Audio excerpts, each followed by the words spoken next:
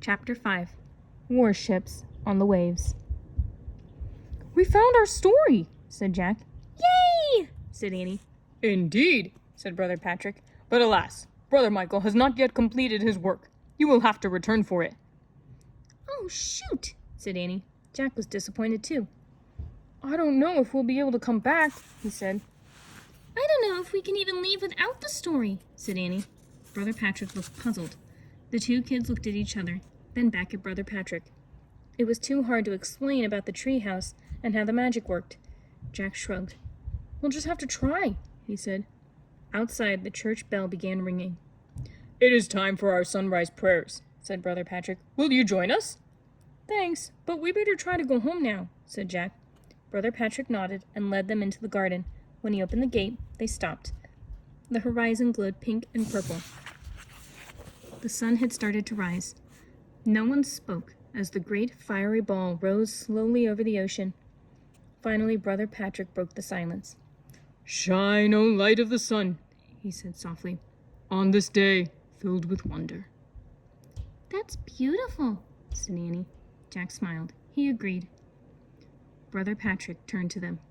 "It is such sights as this that inspire our bookmaking. Now go, and may God be with you on your voyage home." "Thanks," said Jack and Annie. "Do you need me to guide you to your boat?" he asked. "I don't think so," said Jack. "Follow the path to the top of the cliff," said Brother Patrick. "Then use my rope to help you down the steps." "Okay," said Annie. "Bye." And she went through the gate. Jack wanted to go home, but he hated leaving the monastery. It was filled with people doing his favorite things, reading and learning. "I really like it here," he said to Brother Patrick. "I'm glad, but you must go now, while the weather is with you," said the monk. "Everything can change in an instant." Then Brother Patrick turned and went into the church. Jack hurried out the gate.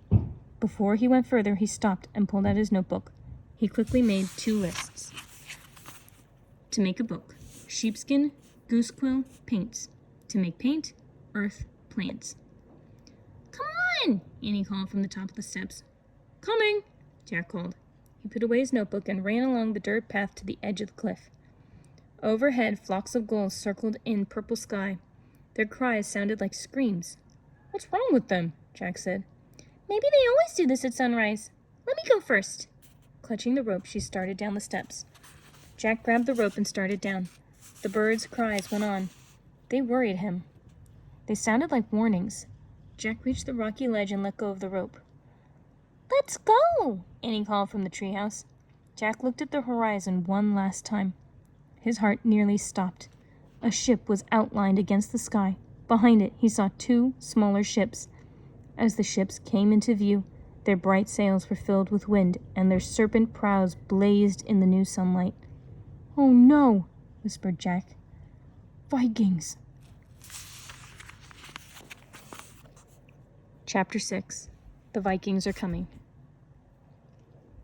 "Annie!" Jack cried. "Vikings!" Annie looked out the treehouse window. "Vikings?" "They're headed straight for the island," said Jack. He turned back to the stone steps. "Where are you going?" cried Annie. "To warn the monks," Jack said. "I'll come too," cried Annie. She scrambled out of the treehouse. "Hurry," said Jack. Jack didn't even use the rope. He pulled himself up the steep step with his hands. As Jack and Annie climbed up the face of the cliff, clouds began to cover the sun. When they reached the top, a fog had almost hidden the serpent ships. "Run!" cried Annie. The fog blanketed the whole island. Jack and Annie could barely see the path to the monastery. When they arrived at the gate, the misty white world was silent. "Vikings!" Jack cried. "Vikings!" "The monks are still in church," said Annie. "Don't yank." She yanked the bell rope. Dong, dong. Jack and Annie watched as Brother Patrick and the other monks ran out of the church. "The Vikings are coming!" Jack shouted. Brother Patrick's rosy face turned white. "Make haste," he said to the other monks. "Gather the books and hide." The monks ran into the library. Brother Patrick turned to Jack and Annie.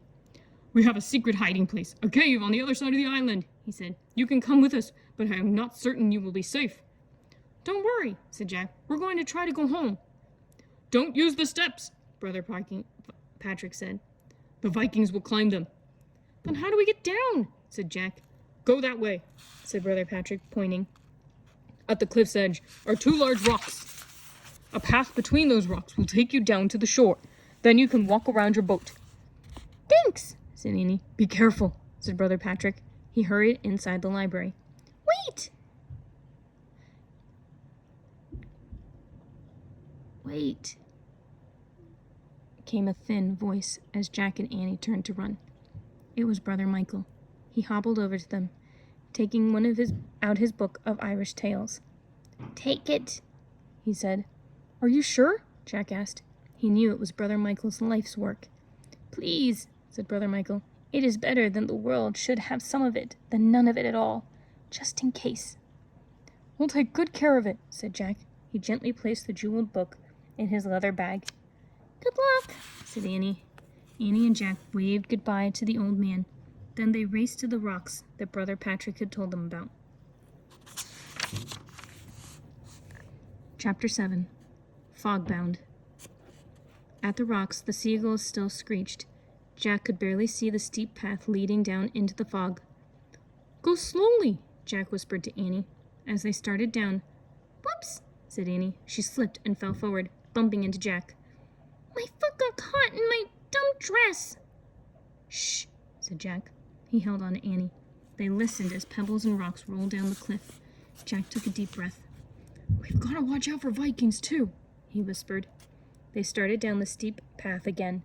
They went one step at a time. The sound of the waves against the rocks grew louder. Finally, they stepped down into a flat strip of pebbles. Where are we? Whispered Annie. I don't know, said Jack. Oh, look, said Annie. She pointed to the shoreline. Through the fog rose the serpent prows of the Viking ships. Jack and Annie crept closer to the ships. Their sails were down. Each ship had been tied to a tall, jagged rock. They seemed deserted as they bobbed in the shadows of the shallow waves. Jack really wanted to check out the ships. We better find the treehouse. They crept away from the 3 Viking ships. Suddenly, they both froze. Through the mist, they saw a group of Viking warriors. The Vikings were looking at the top of the cliff. Their long, yellow hair hung down from beneath their iron helmets. They carried round wooden shields and swords and axes.